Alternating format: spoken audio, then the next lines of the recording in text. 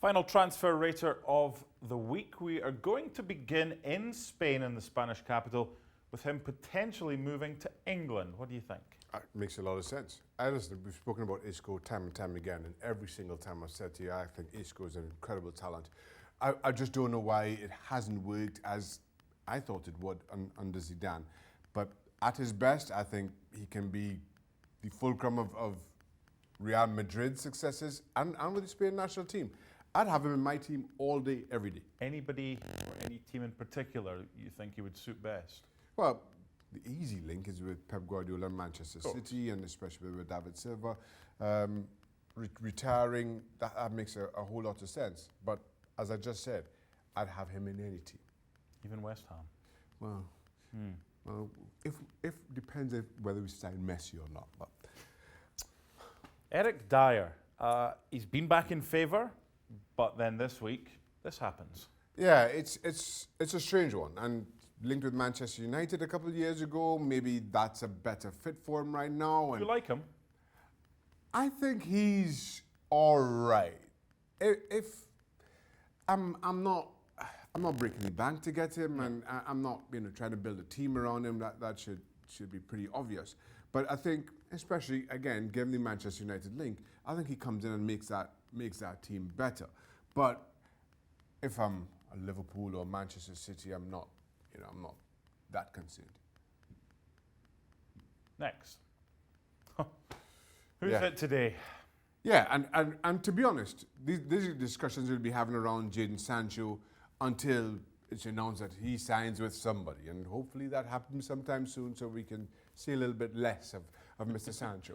But again, just given his talents, given what we've seen from him with Dortmund, you understand the link. And Barcelona this week, who knows next week, and who knows exactly how many times we'll be speaking about him, but he's a fit, again, almost anywhere he goes. We only talk about him because he's a super player. Lautaro to Real Madrid. Wasn't he linked with Barcelona a couple of weeks ago? Yeah, and then guess where he's going next week. So he's been suspended he just needs to cool the jets. Yeah. Cagliari last minute had to go at the ref, 2-game ban, missed the derby. They got away with it because they won. A really good player. Took him a while to get going at Inter. Now him and Romelu Lukaku have got a great partnership. And kind of in keeping with the theme of things, I'd have Lautaro in any team I'm building. As we sit right now, if you tell me between Real Madrid and Barcelona, I think he's a better fit at Barca. So that's where I'm leaning. So no. What's this? He's That's like, Juventus. Yes, I can see this happening. The one thing Juventus do, Juventus are outstanding in the transfer market.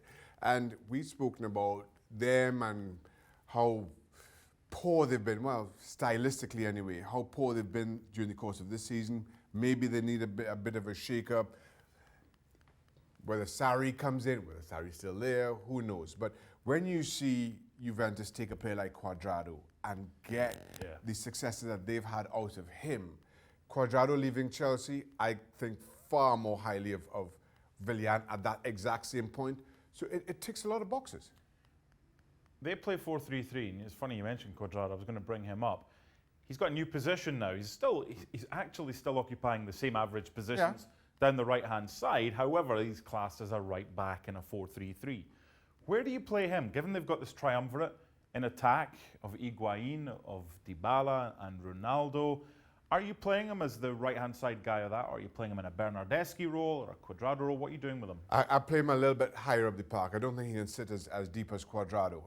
I simply don't think he covers the ground that Cuadrado does, and certainly far more effective in the higher parts of the park. So not as part of a back four, as part of the right-hand side of Juventus' midfield.